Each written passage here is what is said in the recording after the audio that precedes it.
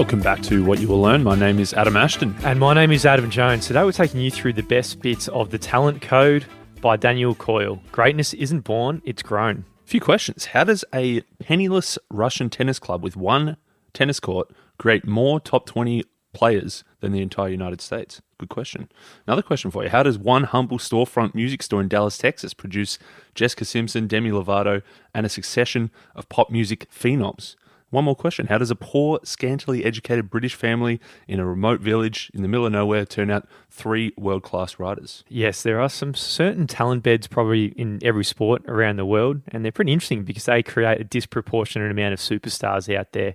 And this is what this book is all about. The Talent Code is all about understanding these talent hotbeds because they're mysterious places, and the most mysterious thing about them is they sort of pop up and start blooming without any warning. Yeah, in the 1950s and all prior to that, there was 0 Dominican Republic players in the Major League Baseball, and now they account for 1 in 9. That's 11% of players are now from Dominican Republic, which seems like a massive stat. 1 in 9. That's bloody insane. That's like a lot, yeah, from this tiny island. Or if you think about in golf, the first South Korean golfer won a ladies PGA or Professional Gold Association tournament. Is that what they call it? The PGA? Golf. So that's a typo. Oh, sorry. Professional Golf Association. The D in there. Next to I should have got that. Fairness Golf in 1998. But now there are 45 South Korean women on the LPGA, including 8 of the top 20 players. So that's a big number, growth, man. and that was in 10 years because this book was written in 2008 or something. So that's pretty impressive. So media coverage around these types of things, they kind of treat each hotbed as a singular phenomenon. Like out of nowhere, the Dominican Republic just popped up as a massive baseball nation. But in truth, they're part of a larger pattern. If we go back even further, you've got the composers in 19th century Vienna, you've got the writers of Shakespearean England, you've got the artists of the Italian Renaissance, all these talent hotbeds all throughout history that follow the same kinds of patterns. In each of these cases, the identical questions echo. Where does all of this extraordinary talent come from and how the hell does it grow? There's a 6-minute video of a freckly-faced 13-year-old girl named Clarissa, which kind of answers some of those questions we were just asking. There was an Australian musician study by Gary and Jimmy.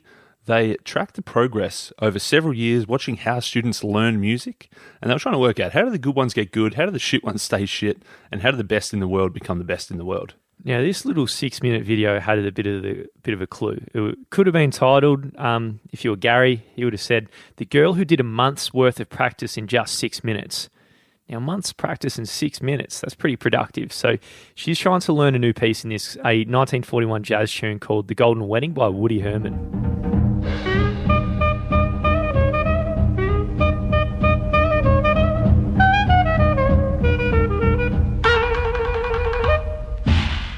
She listened to this song a few times, she liked it, and now she was going to try to play it. She drew breath, she played 2 notes, da-da, and then stopped. She pulled the clarinet away, she squinted at the paper for a few minutes, she was just had this real puzzled look on her face, and she tried again. This time she played 7 notes in a row, and again, immediately stopped. A few phrases, pauses again, looks to the side, fingers on the notes again, and she manages the tunes in her head, and she's just fumbling around, she's stuffing up. If some parents out there would not give her dinner that night, you'd say you're not doing well at this clarinet business. Go and run outside or something. Get that clarinet away from you. It definitely doesn't look like music. There's all these stop starts. There's these stuff ups. There's she these looks misses. like she sucks, man. She definitely looks like she sucks. But big Gary McPherson doing the study. He really gets off on watching this video from the clarinet lesson side of things. He said, this is amazing stuff. Every time he watches it, he sees something new. He says what's kind of happening is she's got a blueprint in her mind that she's constantly comparing herself to. She's heard the song, she's trying to replicate it, and whenever there's a mismatch, that's when she stops and tries to work it out again. She's working in phrases, she's trying to flow in complete thoughts, she's not ignoring errors. If she hears an error, she goes back and stops and fixes it because she knows what it's meant to sound like. It's kind of like she's mastering small parts at a time, stacking them together, like kind of like zooming in and zooming out, scaffolding herself to a high level of performance. So these building blocks she's working on are the building blocks of rapid progress and deep learning. And this book is about that simple idea. Clarissa, she's an individual doing the same thing that these talent hotbeds that we've spoken about are doing on a much larger scale. Both Clarissa and talent hotbeds have tapped into this neurological mechanism in which certain patterns are targeted and utilized in practicing certain ways to build new skills. So without realising, they've really entered the zone of accelerated learning. So like you said, 1 month in 6 minutes, that's the sort of ROI you can get with this accelerated learning. And in short, in doing this, you're cracking the talent code. So the talent code, the author says, is built on this revolutionary scientific discoveries involving this neural insulator called myelin.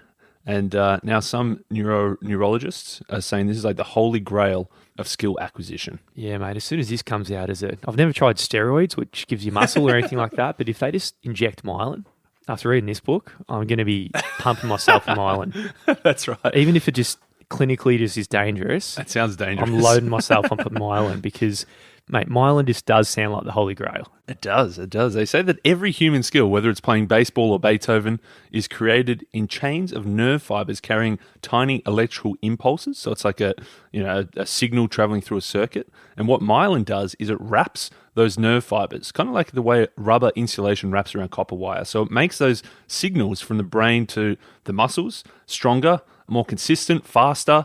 They prevent the electrical impulses from leaking out and they prevent mistakes. So myelin's kind of wrapping this whole system up to make these neural firings more efficient. It's a great analogy, that, because without the rubber insulation around the copper wire, there's no electricity getting through. Oh, really? What happens? It just stops. leaks out. I don't think it conducts all the way to the very end. So like myelin, if it doesn't wrap around, your electrical impulses of learning aren't getting through either, being able to do the skills. So myelin is absolutely critical for a bunch of reasons. Yeah, a couple of important things about myelin. It's universal. Everyone can grow it. Most swiftly during childhood, but throughout adult life as well, you can grow it as well. It's indiscriminate. Its growth enables all kinds of skills, both mental and physical. It's imperceptible. You don't know, you can't feel that you're growing myelin when you're doing stuff. It just kind of happens behind the scenes, it kind of magically. So big Dan the man Coyle, he went on a treasure hunt. So he's out there trying to unlock the secrets of the talent hotbeds out there around the world, tracking or cracking the talent code, uncovering what they did differently and better than everyone else. So he went to 9 different talent hotbeds around the world, and he found that a lot of them, they were pretty different. They had very little in common, and except for the statistical impossibility of the disproportionate number of superstars that these talent hotbeds were pumping out. Yeah, he says they were like a tiny field mouse who had not only just learned to roar, but had somehow dominated the entire jungle. And that's what these talent hotbeds were, these tiny little things in the middle of nowhere that somehow produce these magical, world-dominating types of skills. And what he thought, when he was heading out to his journey, he thought he'd be dazzled. He'd see these world-class power, grace, intellect, all these things. And he said, yeah, they were there, but only about half the time. Half the time, it kind of felt slow, fitful, struggle, stuffing up, lots of mistakes, lots of errors, kind of like that Clarissa fumbling her way through the clarinet, stopping and starting, trying to go back and start again, and all these things that look pretty messy. It didn't look like world-class athletes. Yeah, fumbling around is the key there. Again, like old Clarissa, who looks like she sucks, but she's on the, deep down, she's accelerating her learning, which is good. So when we see people practicing effectively, we usually describe it with like, hey, they got willpower, they got concentration, they got focus. But when he was traveling around, when Danny was going around, whether he was watching Bruninho in Sao Paulo, Brazil, trying to learn the famous elastico kick on the soccer pitch, all these times those words, willpower, concentration, focus, it didn't actually seem to fit and resonate with what was actually going down in these hotbeds. Yeah, he said probably a more apt metaphor was like they were trying to climb an icy hill in the middle of winter, and instead of taking the safe, comfortable gravel path to the left, they actually stepped to the right on the slippery ice patches on the side and were just trying to sort of climb up the toughest way possible. They were slipping over, they were stumbling. Sometimes they get a bit of a foothold, but a lot of the time they were just sliding down the hill. Yeah, if you go to a skate park or something like that, I think if I learned to skate at the very start when I was trying to learn, you learn how to just go up and down a bowl. Mm-hmm. You suck there, but then when you get to the point where you know how to do it, you stop. But then if I was in a talent hotbed, I'd probably actually keep going, and you'd see me stacking a whole lot more than I actually was. Yeah, that's right. And what this type of practice they're doing, where they're intentionally taking the harder path, not the easier path, he calls this desirable difficulties. It's the things that seem like obstacles in the way, but in clearing those obstacles, you're developing your skill a lot more quicker and a lot deeper. Now, let's say you go to a party. This is something that happens to all of us, and someone pops in and they look familiar, but you've forgotten who their name is.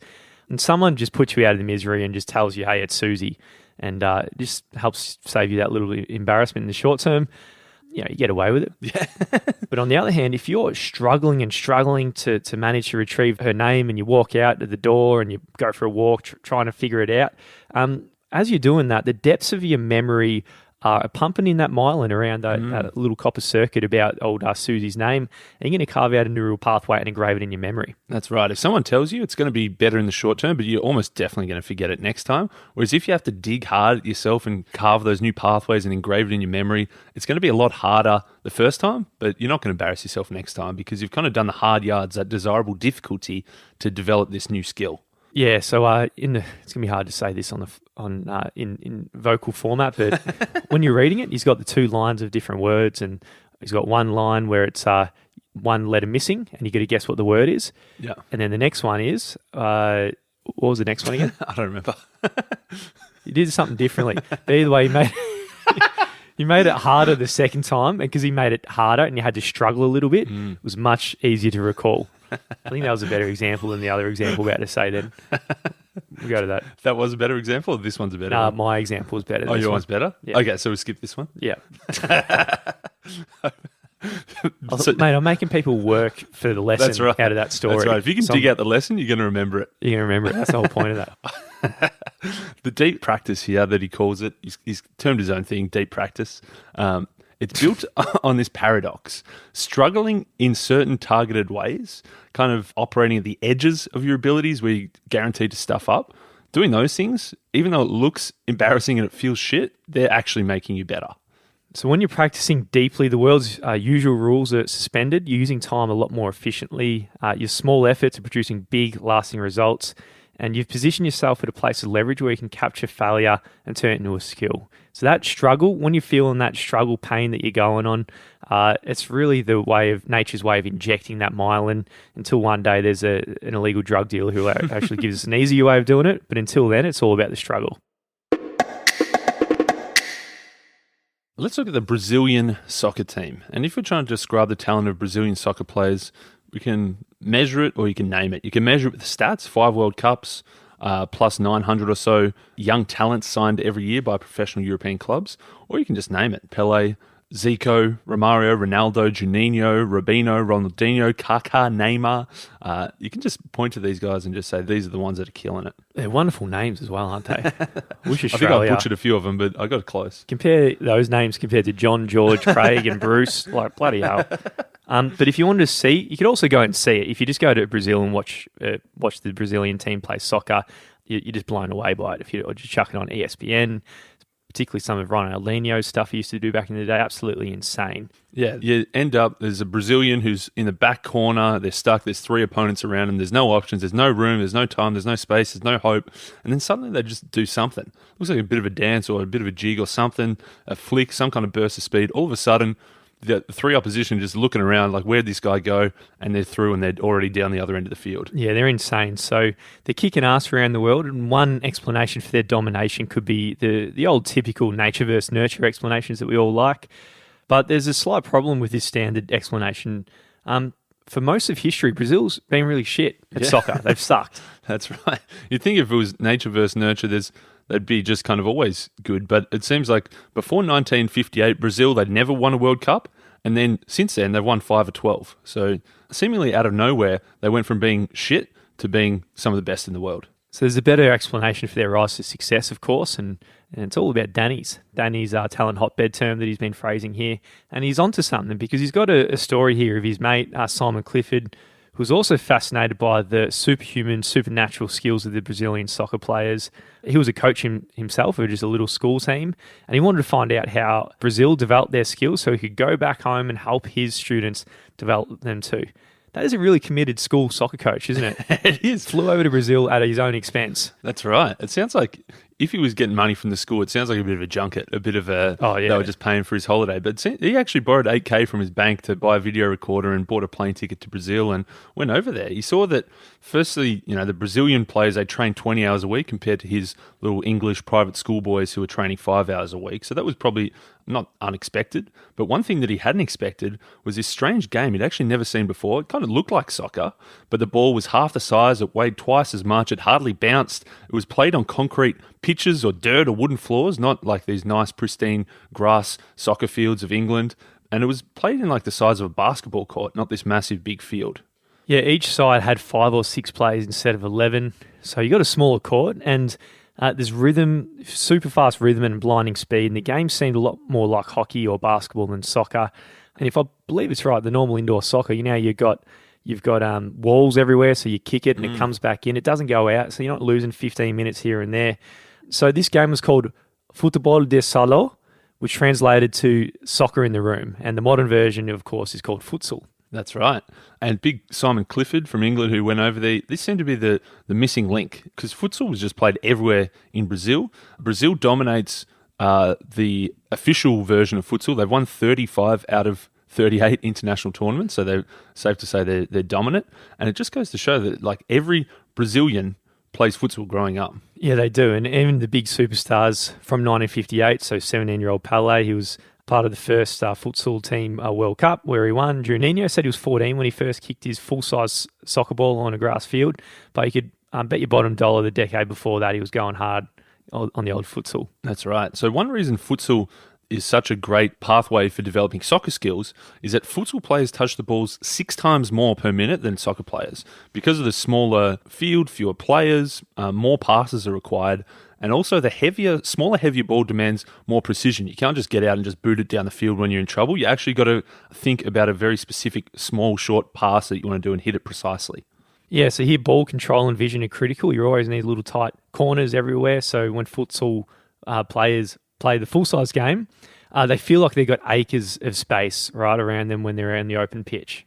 Basically, futsal takes soccer's essential skills and crams them into this small box. So it forces players to get into this deep practice zone, making errors, constantly trying to look for solutions.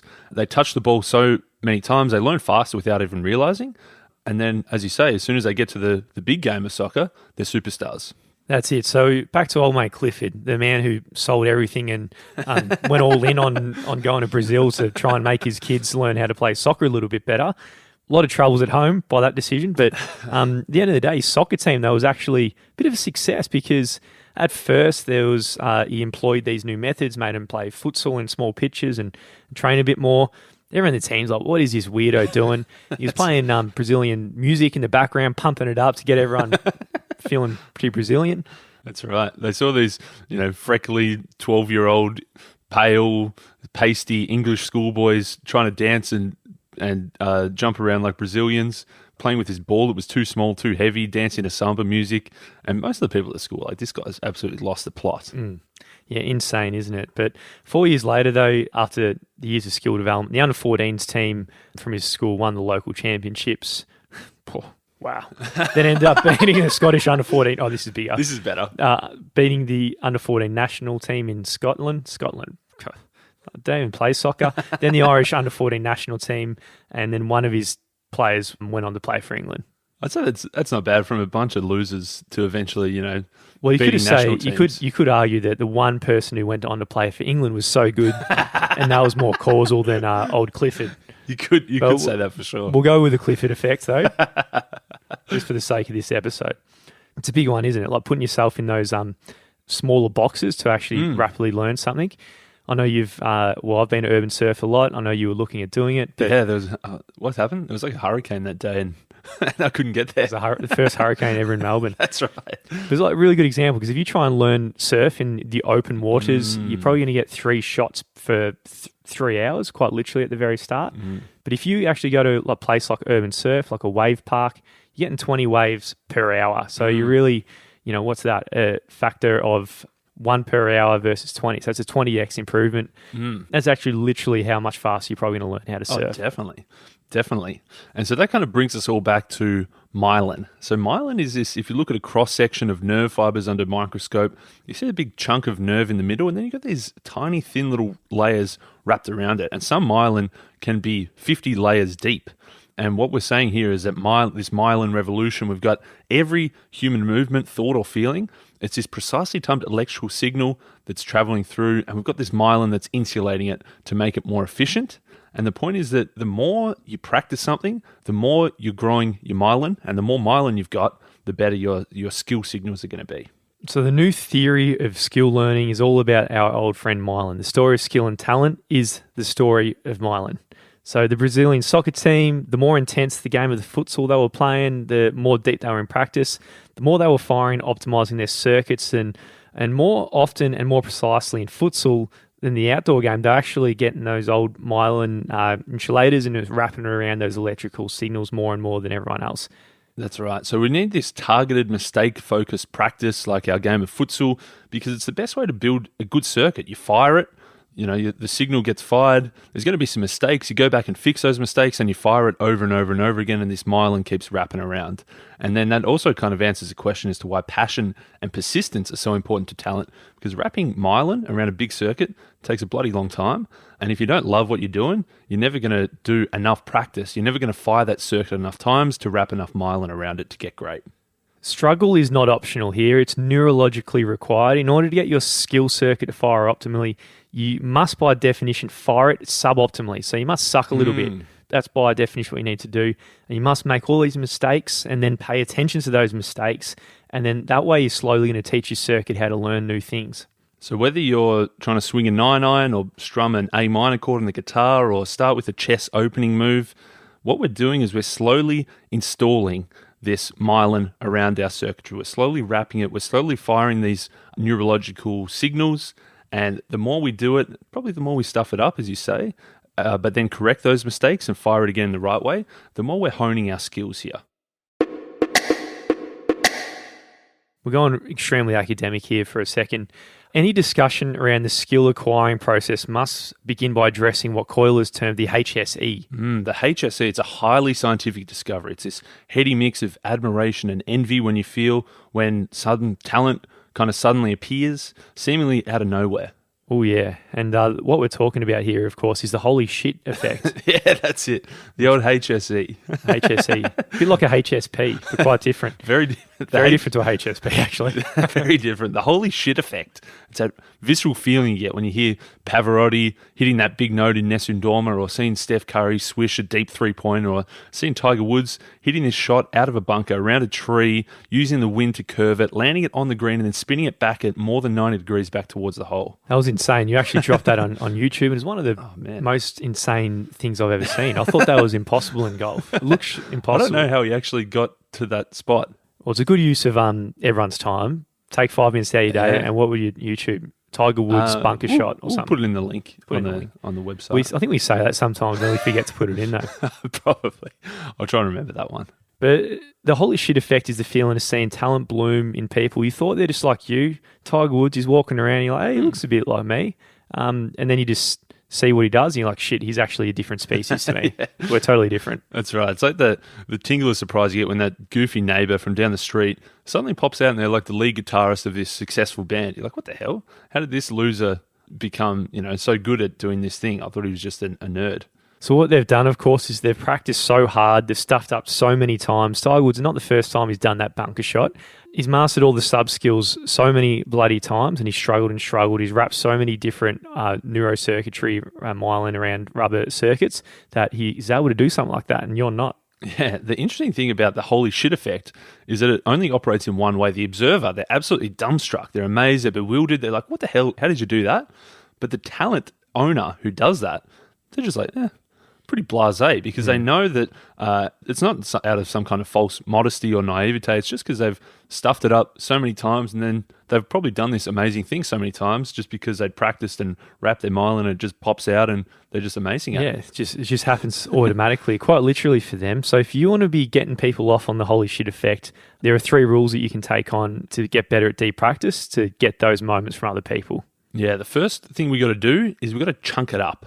He says that deep practice, it's a bit like exploring a dark and unfamiliar room. You start slowly, you're bumping into shit, you stop, you think, you're feeling around, and slowly and like probably a bit painfully and a few little scrapes on the kneecaps and stuff, the more you explore this space over and over and attend to errors and work out where the bits of furniture are and where the sharp, jagged edges are, eventually you've kind of got a bit of an understanding of the room, and you can move around this through this mental map a lot more smoothly. So in the talent hotbeds, deep practice is all about chunking. So first thing, they look at the things as a whole, then they divide it into the smallest possible chunks, and then third, they play with time, slow down the action, speed it up, learn the architecture. There's an old saying from Bruce Lee, I fear the person who's practiced the same kick 1,000 times.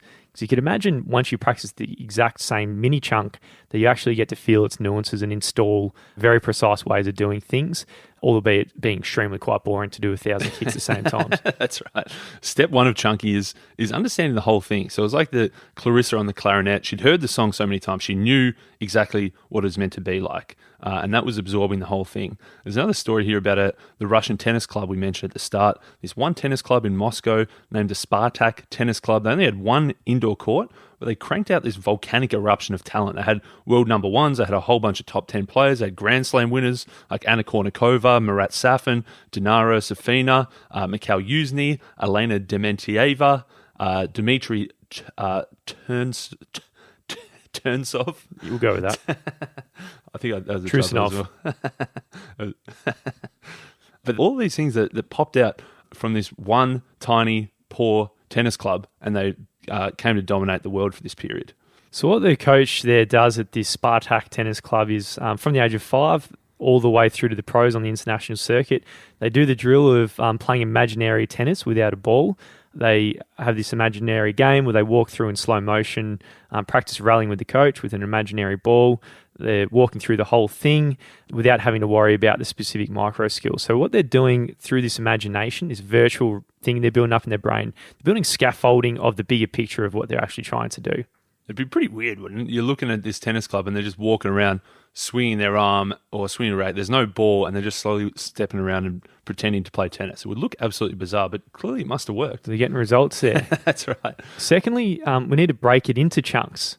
So here we've got a story that Dan, we went to visit the Med Alman School of Music in upstate New York, and it's famous for Josh Bell, and it's a story we've told a few times with this lad.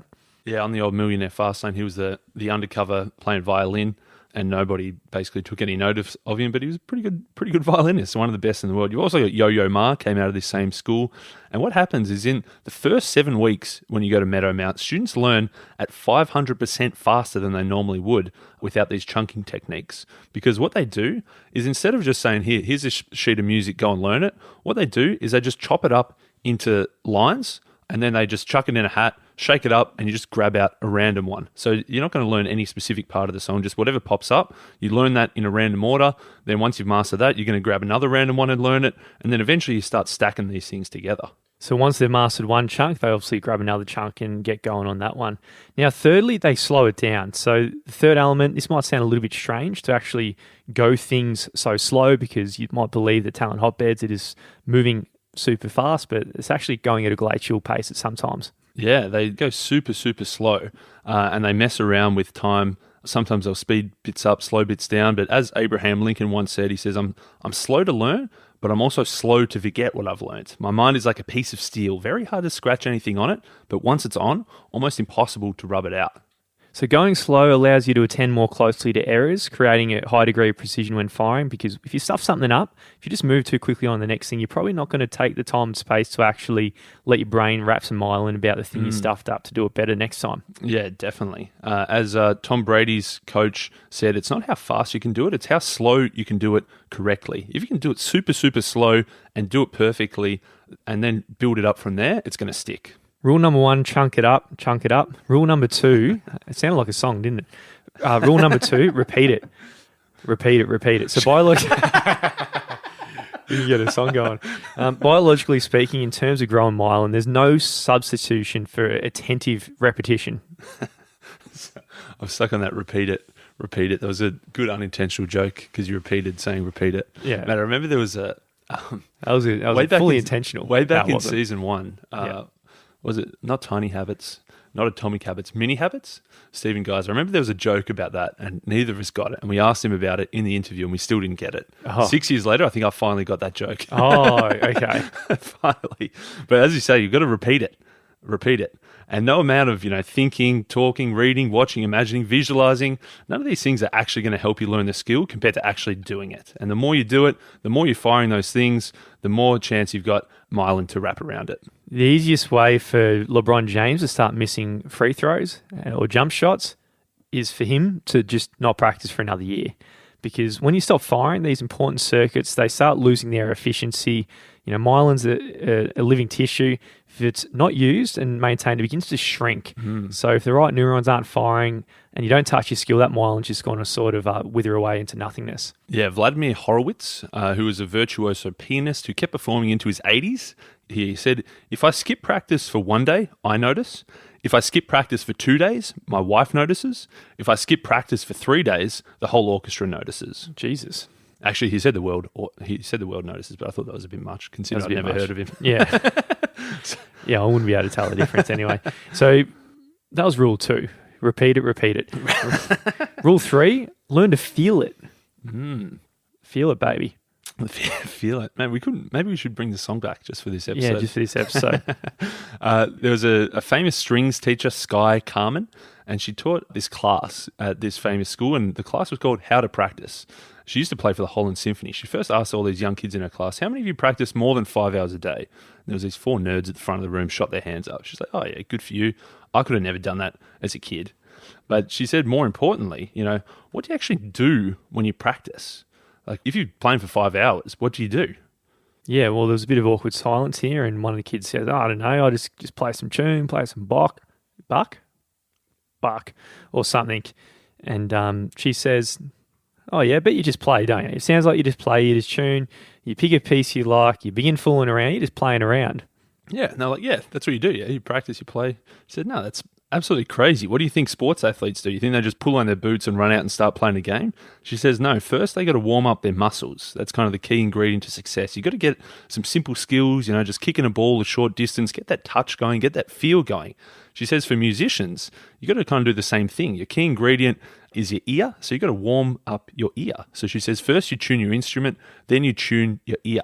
So what she started doing, she played this a long note on a violin, and it sounded really great, and the kids were enjoying it. And then she just grabbed the tuning peg and turned it just the tiniest bit, and it was just slightly off. And you could see all the kids, their faces were scrunching up. It was very uncomfortable until she resolved it by tuning it back to where it was meant to be. So she was like, that's what you kind of need to do. You need to develop a feel for it. You need to, not just the technical skills, but you're kind of developing your intuition along the way as well.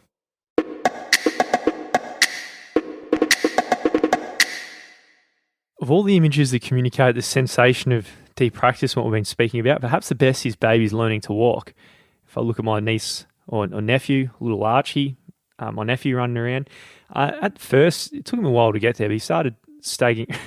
He actually started with his tricep thing where he didn't walk. He actually moved with his triceps pushing down. But eventually he got there because he stood up and he fell down, he stood up again, and he bloody struggled. And it's something we all do as babies, and that's how we learn something that's pretty bloody complex, right?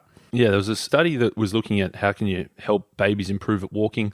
They discovered there was some obvious things like height and weight and center of gravity, and as obviously age as the brain developed. But you said that the thing that mattered actually the most was actually the amount of time they spent firing those circuits. So the amount of time they practiced walking, the amount of times they stood up and fell down and then tried to balance and tried to walk around. The more time they did it, the quicker they learned, which kind of makes sense, yeah. That's it. It makes sense. But it's, there's a lot of stop-starts. It's pretty inspirational for, I think, people. If you look at babies learn to walk, they just get up and go again. They actually don't start cursing at themselves either, right?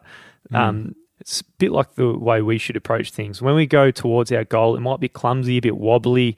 If there's an uncomfortable feeling, a lot of sensible people might feel like they should try and avoid it. But if you're trying to learn like the people in the talent hotbeds, that struggle is something to lean into.